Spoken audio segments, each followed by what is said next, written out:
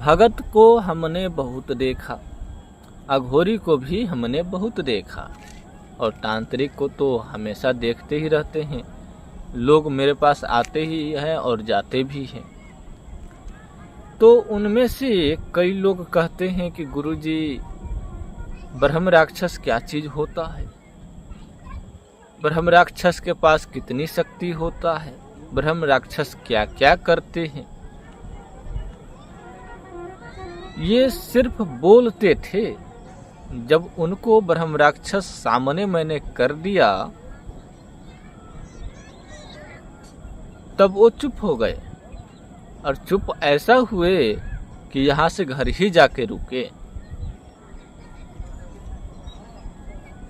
यहाँ कोई भी बात विचार नहीं किया। हमने बोला भाई क्या हो गया, तो कुछ नहीं करते करते घर चला गया। तो ऐसे लोग भी आते हैं। पहले से मन में जुनून पैदा करेगा कि गुरुजी हमें एक बड़ा शक्ति की सिद्धि चाहिए, एक बड़ा शक्ति की साधना करना है। और जब शक्ति सामने आए तो चुपचाप चल देते। या तो आप पहले ठान लो ना कि हमको शक्ति चाहिए, या फिर ठान लो कि हमको सिर्फ देखना है और चले आना है। शक्ति को साधना है कि नहीं, शक्ति को सिद्ध करके लोगों को कल्याण करना है कि नहीं, कि सीधा शक्ति को दर्शन किए और चल दिए। ऐसे ऐसे लोग आते हैं। जब तुच्छ शक्ति, भूत प्रेत, कुछ और भी निम्न कोटि की शक्ति सामने आया तब तो मन भरा नहीं। जब ब्रह्म राक्षस आ गया तो उसका मन भर गया। तब जाके उसको पता चल गया कि शक्ति क्या चीज होती है। आखिर शक्ति कहते किसको है, शक्ति कितने तरह के होते हैं, शक्ति में क्या ऊर्जा होती है, शक्ति क्या क्या कर सकता है। जब शक्ति से सामने कोई व्यक्ति आता है तब उसे पता चल जाता है। तो अनेकों प्रकार की ब्रह्म राक्षस योनि में भी शक्ति होते हैं। जैसे कि अनेकों राक्षस हुए, दैत्य हुए। आप धर्म वाला वीडियो देखते होंगे, आध्यात्मिक वीडियो जो देवी देवता का होते हैं, उनमें अनेकों प्रकार की दैत्य हुए, राक्षस हुए। अनेकों दैत्य के पास अनेक प्रकार की शक्तियां। तो उसी प्रकार से ब्रह्म राक्षस के पास भी अलग अलग ब्रह्म राक्षस के पास अलग अलग शक्तियां होती हैं। किसी को कुछ करने की शक्ति है तो किसी को कुछ और करने की शक्ति है। बस देखना ये है कि आपके पास जो शक्ति है उनमें क्या गुण है। ये सब रियल बातें हैं। यदि आपको वीडियो पसंद नहीं आ रहा है तो छोड़ के जा सकते हैं, क्योंकि ये जानकारी तो उसी को अच्छा लगेगा जो कुछ सीखना चाहता है। तो ब्रह्म राक्षस के सिंह भी हो सकते हैं। ब्रह्म राक्षस को सिंह होते हैं। नरसिंह को भी सिंह होते हैं। नरसिंह भगवान अलग है और नरसिंह भी अलग है। तो एक वीडियो में नरसिंह के बारे में लेके आऊंगा, जो ब्रह्म राक्षस की बहुत ऊपर लेवल की शक्ति है, बहुत ऊपर। यदि आप लोगों का कमेंट आएगा कि नरसिंह की वीडियो बनाइए तो मैं उसके बारे में भी बनाऊंगा, और वो किसके पास ज़्यादातर होती है, कौन उसे ज़्यादा चलाते हैं और उसकी तोड़ क्या है, ये सब मैं बताऊंगा उस वीडियो में। ऐसे तो साधारण ओझा भगत नरसिंह को तो नहीं तोड़ सकता, और नरसिंह के बारे में उसको जानकारी भी नहीं हो सकता, क्योंकि हर भगत को वही ज्ञान होता है जो उससे देखा सुना गया हो। बाकी कुछ जो गुरु बताते हैं वही ज्ञान होता है, अलग से कुछ सामने उसको आता नहीं है। बढ़िया से किसी की दृष्टि नहीं खुली तो किसी की सुनाई नहीं देता, किसी की शक्ति बाद में चली जाती है तो किसी की बढ़ जाती है, और किसी को कोई चुरा ले जाता है, किसी को छीन ले जाता है। तो इस तरह के होते रहते हैं।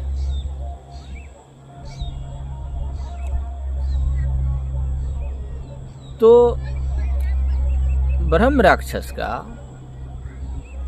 रंग भी अलग अलग होते हैं, लाल, पीला, हरा, काले। इस रूप में भी ब्रह्म राक्षस आपको दिख सकते हैं। ब्रह्म राक्षस को सिंह भी दिख सकते हैं, ऐसे निकला हुआ सिंह आपको दिख सकते हैं। किसी किसी ब्रह्म राक्षस को नहीं होता है, पर ब्रह्म राक्षस होते हैं। तो ब्रह्म राक्षस को किसी को मोच होगा तो किसी को नहीं होगा। और जो स्त्रियां होती है ब्रह्म राक्षस के साथ जो चलती है, वो ब्राह्मणी देवी कहलाती है। उनके पास भी अलौकिक शक्तियां होती है। उनके पास भी बहुत ऐसी गुण होता है जो अलग अलग तरह के होते हैं। तो उन्हीं में से किसी किसी ब्राह्मण के पास उनके जो कुल खानदान के कोई दादी, कोई उसके बहन, चाची, चाहे कुछ भी गुजर गए होते हैं और वो बहुत जानकार होते हैं शुरू से, या कोई सी महादेवी या महादेव या कोई देवी देवता की भक्त रहे होते हैं, तब वह गुजर जाते हैं, तो वह बहुत बड़ी शक्ति बनते हैं।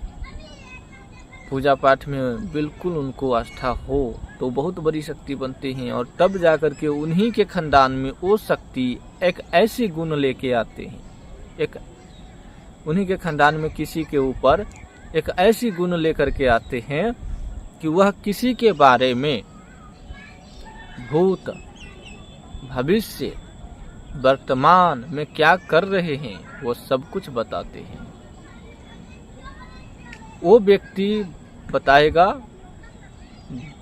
और वो शक्ति, वो देवी उसे बताता है। वो हर चीज बता सकता है। पिशाचनी ही तो है, उसे ब्रह्म पिशाच, ब्रह्म पिशाचनी समझ गए ना, ब्रह्म पिशाचनी ही तो है। तो कर्ण पिशाचनी के जैसा ही है, पर कर्ण पिशाचनी से बहुत ताकतवर होती है, बहुत ताकतवर। सोच भी नहीं सकते कि कितना ताकतवर होते हैं। पर ये धर्माओं में भी आ गए और पिशाचनी में भी है। अच्छे शक्ति में भी गिने जा सकते हैं। यदि उनका अच्छा बर्ताव हुआ, अच्छा उसका काम हुआ तो अच्छे शक्ति में गिने जाएंगे। यदि उसका गलत ही तरीका है, गलत ही काम है, किसी को मार देना, किसी को कुछ भी कर देना, किसी को पटक देना, किसी को नुकसान पहुंचा देना, यदि ऐसा है तो निम्न कोटि में गिने जाएंगे। और यदि भलाई करता है, किसी को बचाता है, किसी को आगे बढ़ाता है, तो भलाई करने वाली उच्च कोटि में गिने जाते हैं। पर बताना वो कर सकते हैं, इतना काम वो कर सकते हैं, भूत भविष्य वर्तमान वो बताते हैं। तो पिशाचनी हो गई। ब्रह्म पिशाच भी बताते हैं, ब्रह्म भी बताते हैं। किसी किसी के पास ब्रह्म पिशाच होते हैं तो कहते हैं कि ब्रह्म है, हमारे पास ब्रह्म है, ब्रह्मदेव है, पर ब्रह्म पिशाच ही उचित नाम होगा। कहीं कहीं ब्रह्म किटास कहते हैं, कहीं कहीं ब्रह्म किटास कहते हैं। फिर दूसरा चीज हो गया ब्रह्म राक्षस, ये अलग कैटेगरी में आता है। ब्रह्म किटास, पिशाच ये अलग कैटेगरी है इसका, और ब्रह्म ये अलग कैटेगरी है। इसमें 3 तरह की कैटेगरी ही मानिए, बाद बाकी सब जैसा जगह वैसा नाम दिया गया है। और उन्हीं में से ब्रह्म पिशाचनी में यदि कोई डाकनी हुआ तो क्या होगा? पिशाचनी तो पिशाचनी है भाई, डाकनी हुआ तब क्या होगा? और शाकनी हो गई तो क्या होगा?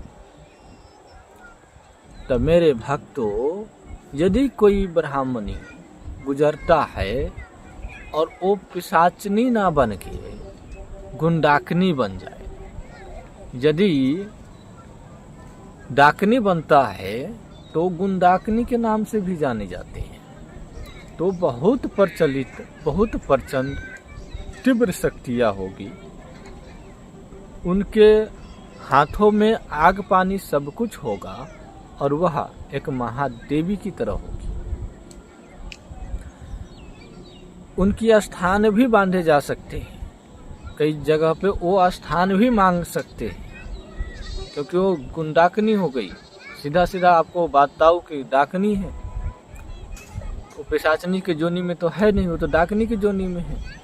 तो किसी को भी मार सकता है, किसी को जिला भी सकता है, क्योंकि वो तो गुंडाकनी है, कुछ भी कर सकता है। बस उसको साधने वाला व्यक्ति वैसा होना चाहिए कि उस शक्ति को साध ले, उस शक्ति को चला ले सही से, उस शक्ति को खुश करके, प्रसन्न करके हमेशा अपने पास सही से रखे और चलाए। एक ही शक्ति काफी है भलाई करने के लिए। आगे पीछे की रास्ता भी बताएगा, क्योंकि डाकनी के साथ में पिशाचनी तो ऑलरेडी चलते। पिशाचनी अकेला चलती, उसके साथ डाकनी नहीं चलती, लेकिन डाकनी के साथ पिशाचनी चलती है। मतलब मेरे कहने का मतलब है कि डाकनी की जो सिपाही होगा वो पिशाचनी होगा, और पिशाचनी की सिपाही डाकनी कभी नहीं बनता। पिशाचनी की जो सिपाही होगा वो और भूत प्रेत, घर के जो गुंडाक लोग होंगे, घर के जो और भी शक्ति होंगे डाकनी, उसके साथ मिलजुल सकते हैं। जैसे कि किसी के खानदान में है तो उसके घर में गुंडाकनी भी है, पिशाचनी भी है, और भूत भी है, प्रेत भी है। तो सब क्या होगा, अलग अलग रहेगा, शुरू से अलग अलग ही रहता है। तो सब जुड़ता कब है, सबकी लाइन डोर कैसे पकड़ता है? तो ये सब जो है, जब तक आप भगत नहीं बनोगे, सिर्फ भगत बनने से नहीं होगा। आपके पास जो गुरु होंगे वही डोर धराते हैं, वही रास्ता दिखाते हैं। किसको? आपको नहीं, उस शक्ति को रास्ता दिखाते हैं जो आपके साथ में चल रहे हैं, और वो शक्ति आपको रास्ता दिखाएगा। आप इसका उल्टा मत समझना कि गुरुजी हमको रास्ता दिखाएगा। आपको तो दिखाएगा ही, जो आप पूछोगे उसका जवाब देंगे, बताएंगे कि ऐसे करो बेटा, ऐसे चलो बेटा, इस तरह से करना, आगे बढ़ोगे। लेकिन रास्ता धराना, डोर पकड़ाना और जो जाल फांस है उसको सही जाल में बांधना, ये सब गुरु करते हैं, गुरु ही करेंगे। क्योंकि गुरु का ही वहाँ पर आदर है, गुरु का ही वचन है, गुरु का ही बात है, तो सब गुरु ही करेंगे तो होगा। आप खुद से करोगे तो आपकी एक न सुनेगा, आप कहते जाओगे वो सुनते जाएगा, कुछ होने वाला नहीं है। लेकिन आपका जो भी गुरु है वो गुरु कह दे कि ऐसे से ऐसे करना है। मैं एक उदाहरण बता रहा हूँ, लेकिन ये मंत्र के जरिए होता है। तो गुरु ही जाल फांस का जो डोर होगा, भूत का, प्रेत का, डाकनी का, पिशाचनी का, राक्षस का, गुंडाक का, डाकनी, शाकनी, चुड़ैल, है ना, ब्रह्म, देवी, देवता, आपके घर के कुल देवता, कुल देवी, इष्ट देव, ये सब गुरु के वचन से ही चलते हैं। और गुरु आप नहीं बनाए हैं तो बना लीजिए, क्योंकि गुरु जब तक आप नहीं बनाते हैं तब तक आप आधा अधूरा ही है। क्योंकि आपका न तो नाथ है और न तो पगहा है, आप किधर दौड़ के भाग जाओगे, खुल के भाग जाओगे, कोई गारंटी नहीं है। आपका मन कब परिवर्तन हो जाएगा कोई नहीं जानता। आप कब किधर चले जाओगे कोई नहीं जानता। आपकी मति को कोई भी किधर भी काबू में कर सकता है। आप जब किसी का भलाई कर रहे होंगे, आपके पास गुरु नहीं होगा, तो आपको उस जगह से भागने की भी मन कर सकता है, क्योंकि आपके ऊपर किसी का भार ही नहीं है, किसी का आशीर्वाद ही नहीं है, किसी की धा ही नहीं है। तो आप हौला हो, एक फूंक में उड़िया जाओगे। शक्ति कितना भी बड़ी हो उससे कोई माने मतलब नहीं है। शक्ति हमेशा आपके साथ नहीं चलते। हर शक्ति हर समय आपके साथ नहीं रह सकता। कोई आएगा तो कोई जाएगा। कितना भी बड़ा कलाकार आप क्यों नहीं है, कितना भी बड़ा गुनिया क्यों नहीं है, हर शक्ति हर समय आपके साथ नहीं रहेगा। शक्ति तभी आपके साथ रहेगा जब आपके पास गुरु होंगे। गुरु तो गुरु ही होते हैं। हम तो बार बार कहते हैं भाई गुरु उसी को बनाइएगा जिसके पास ज्ञान होगा। ऐसा नहीं कि किसी को गुरु बना लीजिएगा तो आप आगे बढ़ जाओगे, नहीं। तब तो ऐसे ऐसे डायन जोगिन है हमारे धरती पर कि हम धरती का नाम इसलिए लेते हैं कि मैं सिर्फ अपना गांव का नाम लूँगा तो मेरा गांव एक ऐसा है नहीं कि सिर्फ मेरे गांव में डायन है, हर जगह पे डायन है ना। तो इस धरती पर ऐसे ऐसे कलाकार, ऐसे ऐसे महान लोग हैं कि एक फूंक में आपको भी उड़िया देगा और आपको गुरु को भी उड़िया देगा, दोनों को उड़ा देगा एक के फूंक में। इसलिए गुरु महान होनी चाहिए तभी आप महान बनोगे। गुरु ज्ञानी होनी चाहिए तभी आपको ज्ञान मिलेगा, वरना ये अनंत गुण के सागर है, उसमें डुबकी लगाए हो तो बढ़िया से लगा लेना, नहीं तो कमजोर रहोगे तो कहीं से भी उड़ा दिए जाओगे। यह अथाह है, ये शक्ति अथाह है। इस धरती पर जितना आदमी नहीं है, वर्तमान में इस धरती पर जितना आप आदमी को नहीं देख रहे हैं, बच्चा से लेकर के बूढ़ा तक जितना आदमी नहीं है, इनसे कई गुना ज्यादा भूत प्रेत की संख्या है। इनसे कई गुना ज्यादा भूत प्रेत की संख्या है। आप कहोगे कि गुरुजी ये कैसे? जो चीज दिखाई नहीं देता है हम उसे कैसे मान ले? तो मैं जानता हूं ना, हम देखते हैं ना। तुम लोगों का भले ही दृष्टि साफ साफ नहीं खुला है, आईने की तरह नहीं देख पा रहे हो, फिल्म की तरह नहीं देख पा रहे हो, हम देखते हैं ना किस धरती पर कितना लोग है और कितना भूत प्रेत है। हम अंदाजा लगाए हैं ना कि भूत प्रेत की संख्या आज के दिन में कितना है। तो दृष्टि भी लोगों को अच्छी तरह से नहीं खुलता, किसी को हल्का खुलता है, किसी को धुंधला दिखता है। दृष्टि की बात कर रहा हूँ, आंखों की नहीं, दिव्य दृष्टि की बात कर रहा हूँ, जिससे आप भूत प्रेत, देवी देवता, राक्षस, पितृयोनि की शक्ति को आप देख सकते हो, उसकी बात कर रहा हूँ। तो वो किसी को खुलता है तो किसी को हल्का खुल के रह जाता है, किसी को पूरा खुल जाता है और फिर चौपट हो जाता है। किसी को एक बैग खुलेगा और एक बैग चौपट हो जाएगा, किसी को धीरे धीरे खुलता है और बहुत दिन तक चलता है, और किसी को हमेशा की तरह खुलता है और मरने के बाद ही जाता है। किसी को दिखाई देता है तो धुंधला धुंधला दिखाई देगा, कपड़ा दिखाई देगा तो शकल दिखाई नहीं देगा, चप्पल दिखाई देगा तो ठेवना नहीं दिखाई देगा। हाँ, कोई भूत को यदि आप देख रहे हो तो बैठी है, तो देख रहे हैं कि वो बैठी है, पर वो कौन बैठी है उसकी शक्ल ही पता नहीं है, शक्ल ही नहीं दिखा रहा है आपको। हाँ, और किसी किसी को शक्ल दिखता है तो उसका देह नहीं दिखता, और किसी किसी को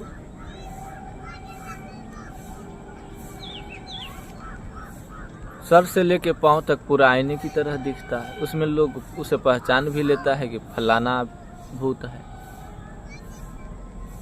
बिल्कुल आदमी की तरह सर से लेके पांव तक दिखता है ना आदमी, उस तरह से दिख जाता है भूत प्रेत देवी देवता।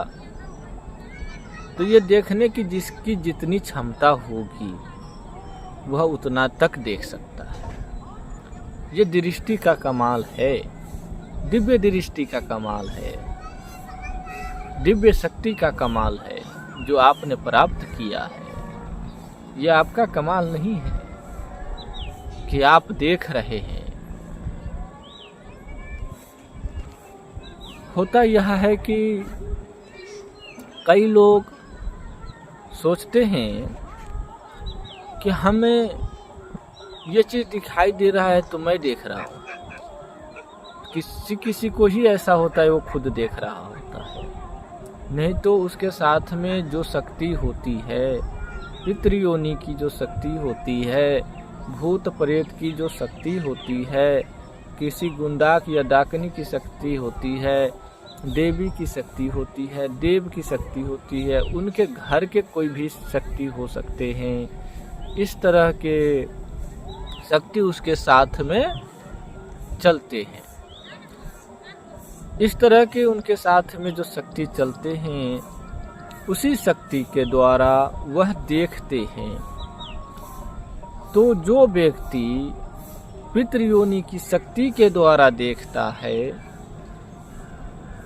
कोई देव के द्वारा देखता है तो कोई देवी के द्वारा देखता है, अमुक अमुक देव है, अमुक अमुक देवी है, तो इस प्रकार की शक्ति के द्वारा देखते हैं, या उन शक्ति को बुला करके उनको से कहते हैं कि मुझे ये चीज़ दिखाइए, तो कई लोगों को दिखाता है।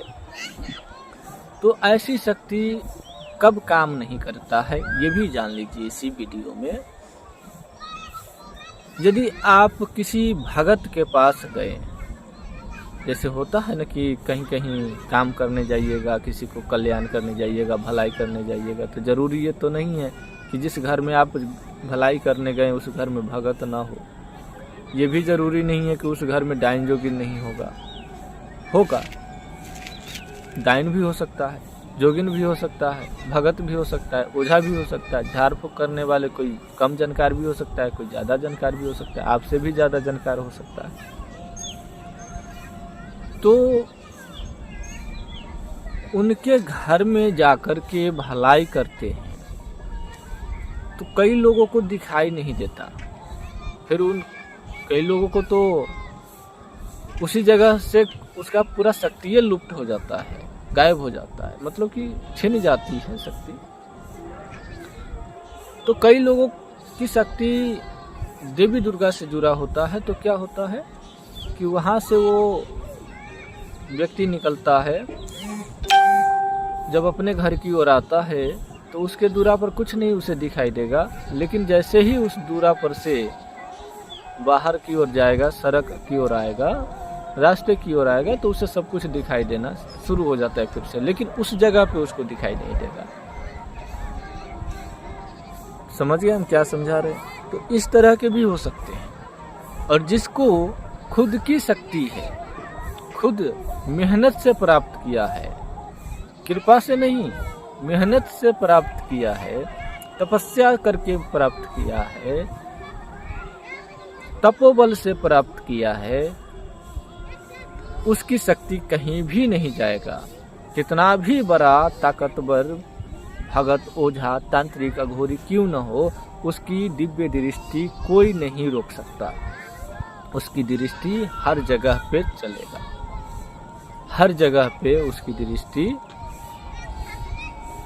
देख सकेगा, हर जगह पे वो अपने शक्ति से देखने की ताकत रखता है। हर जगह पे वो अपने दृष्टि से देखने की ताकत रखता है।